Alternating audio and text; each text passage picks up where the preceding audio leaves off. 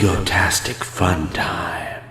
Hey gang, I'm JP and welcome back to Talking The Orville on Egotastic FunTime. Today we're gonna have a great time talking about Tala being confronted with an obstacle even her superior strength can't overcome, Kelly giving Cassius the big goodbye, Ed coming to grips with the fact that some differences go beyond tolerance, and Bortus and Clyden's relationship being torn apart by tradition.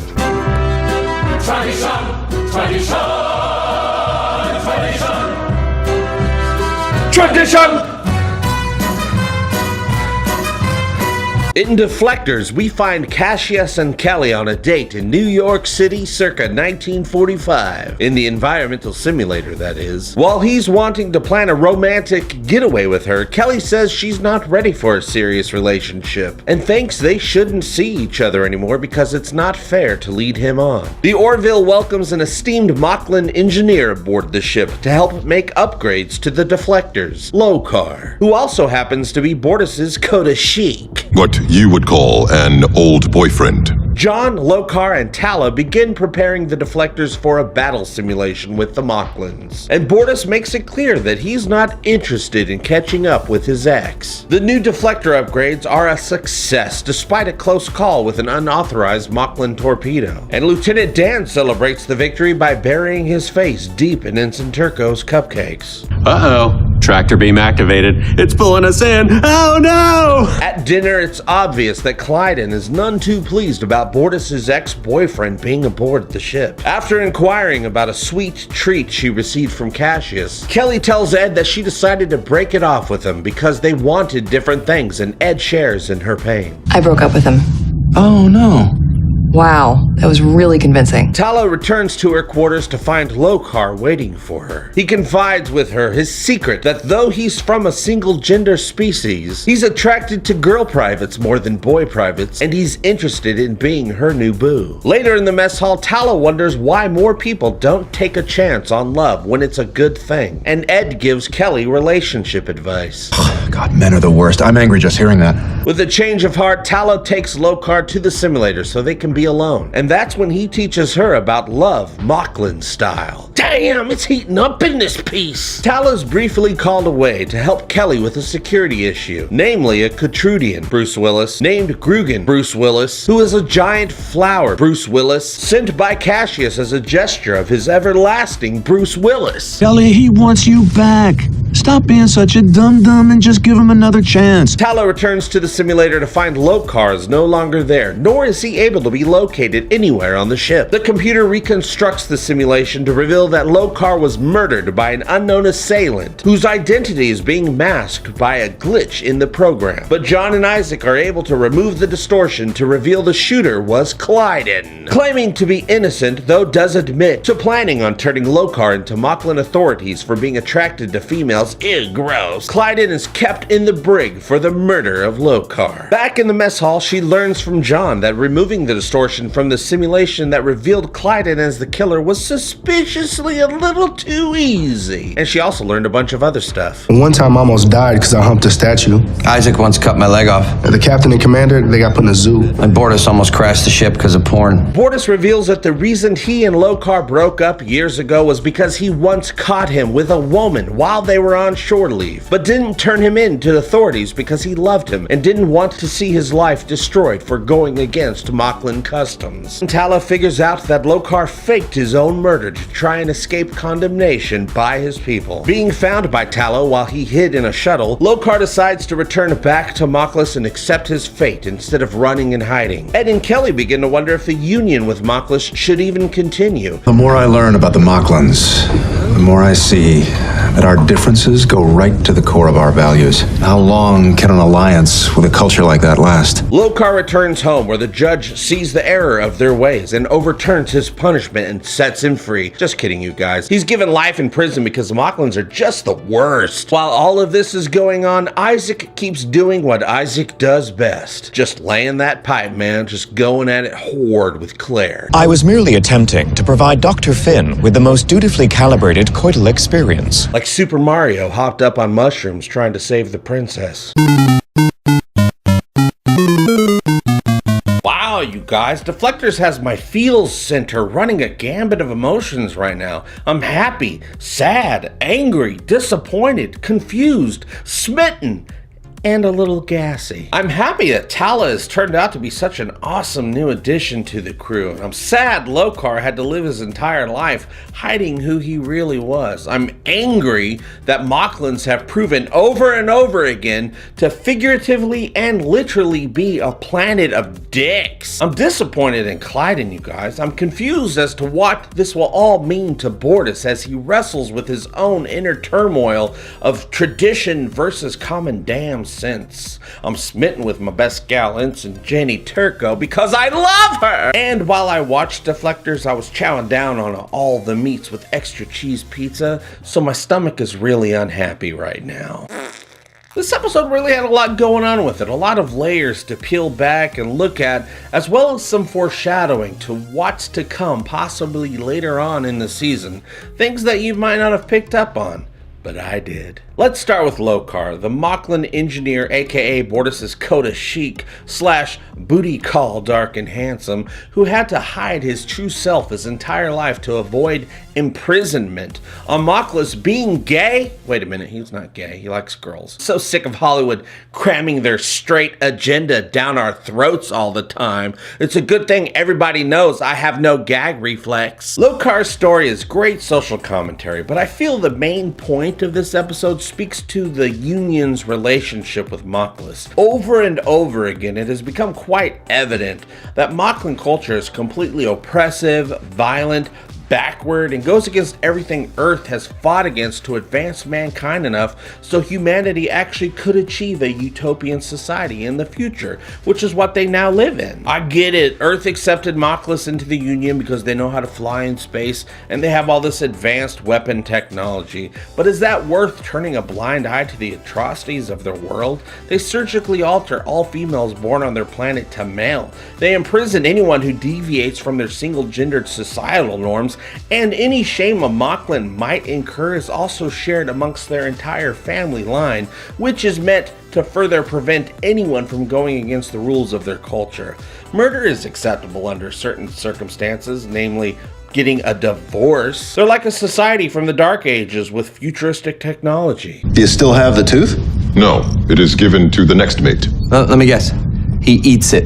That is correct. Yes! Man, I'm getting so good at this. While I agree tolerance of other customs is important in a future where you're going to have to learn to coexist with lots of other races from different worlds with very different ways of doing things, I also think there should be a limit on how much tolerance you should tolerate. The Orville is presenting us with just that idea, you guys. How much tolerance is simply too tolerant? There's a difference between accepting a race of people who like to have a big to-do anytime somebody wants to go pee-pee, and a race of people who thinks all females should have a corrective surgery to turn them into male, and forces them to do so. There's some pretty big ideas being talked about here in this episode, and I think Captain Mercer gives us a clue that at some point this is all going to come to a head and the Union is going to end their relationship with Mocklas, or even worse, they don't end it. I'm interested to see how this affects Bortus, who is obviously being torn apart internally by what he's experienced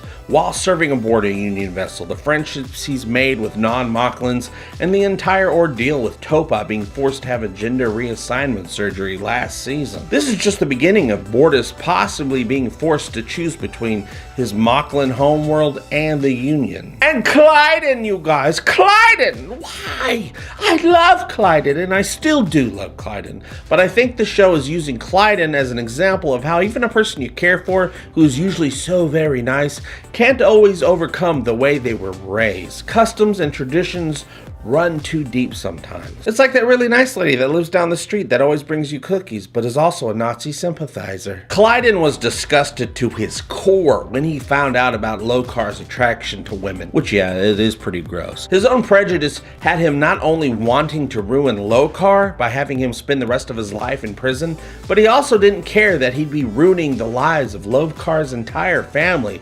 That's a special kind of deep-seated hate, you guys. It's like the way I feel about dudes with man buns. They and the rest of their families should all spend their lives in prison. I'm really hoping that as this all plays out, that Clyden evolves over time, but I just don't know if he will. Moclan's stories usually end on a down note, with the only person ever learning anything is Bortus. Fingers crossed that Clyden comes along for the ride. Good for Tala in this episode. I've liked Tala since the first day we met her, but in Deflectors, Jessica Zor really got to take the stage and let us know what her character is about and how she fits in with the rest of the crew.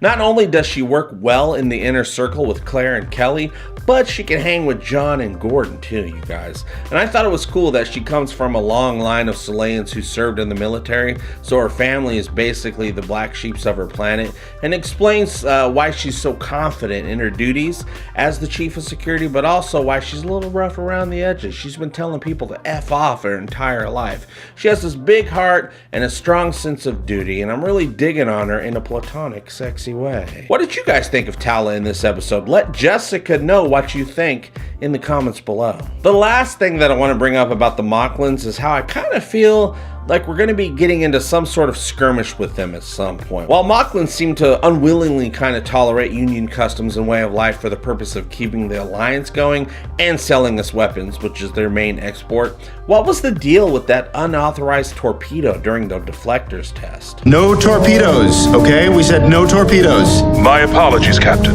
We said no torpedoes, right? I was right there when we said it. You were right there. Did the Moclan captain lose his cool because deep down he hates humans because of the prejudices he was raised with, or what? Moclans are more than a rigid, bigoted, all-male race of people. They're a reminder of what humanity used to be like and what we've worked hard to overcome for centuries. I also like the irony of starting this episode off on September 2nd, 1945 in the simulator. That's VJ Day, you guys. The day Japan surrendered during World War II after the United States dropped atomic bombs on them. It was a celebration of peace that was only achieved after committing the most horrific Michael Bay level attack on a nation in human history. A little too ironic, don't you think? It's like rain on your wedding day. In this episode, Kelly decided to break up with Cassius because she didn't want to lead him on, because apparently Cassius only wanted to be with Kelly for all the right reasons.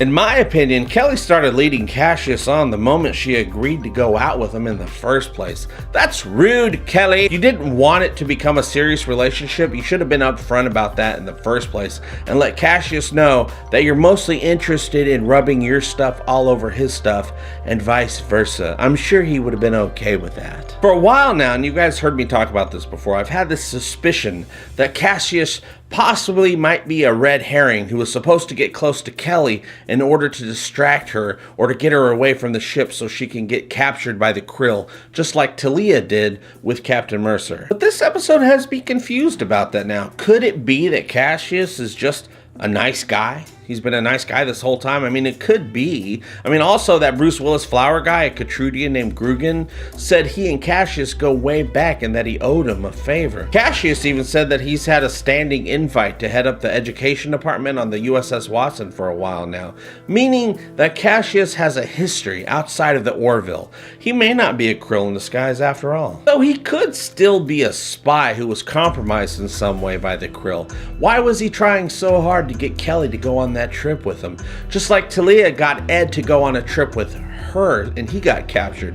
After Kelly broke up with him, he seemed to be trying way too hard with all the romantic gestures and text messages, almost to the point of it being out of character. Though to be fair, Cassius never really even had a character in the first place, so who knows. During her date with Cassius at the beginning of the episode, Kelly said that the ship is going to be heading into an unexplored region of space. That, of course, is why they're so interested in getting the deflectors upgraded, right?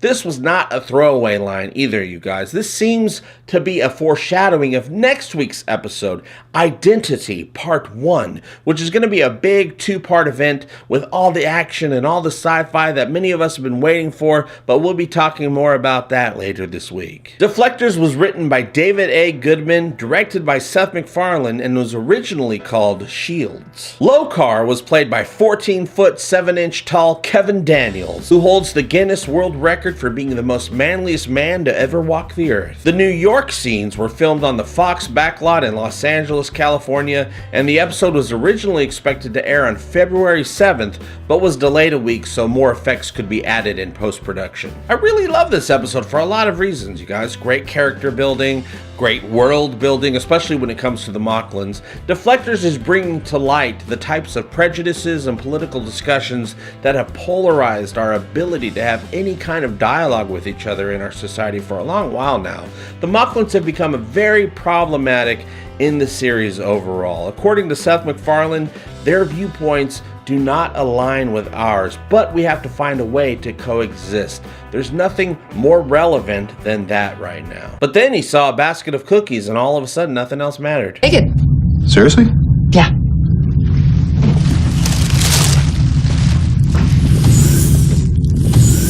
Okay, that's it. That's all I wanted to talk about today, and I talked about it. How about you? Do you consider Clyden's actions to be beyond redemption, or is he just a product of the culture he was raised in? Do you think the Planetary Union and Moclus are headed for a war of the worlds, or will they continue to tolerate each other's differences? Will Ed and Kelly finally get back together now that Cassius is shipping out? You can let me know what you think by joining the conversation below. Thank you so much for liking, sharing, and supporting my stupid show. It really does mean the world to me. I'll see you very soon, and as always, I hope all your times are egotastic fun times. Love you, bye-bye! If I was a Moclan, yubby dibby dibby dubby dibby dibby dibby dum. Egotastic fun time, we're gonna have a great time. Egotastic fun time, give me all your money. Give him all your money. You will find it funny. Just give me money. I love money. Give me all your money. Give me all your money. Give me all your money. Give me all your money.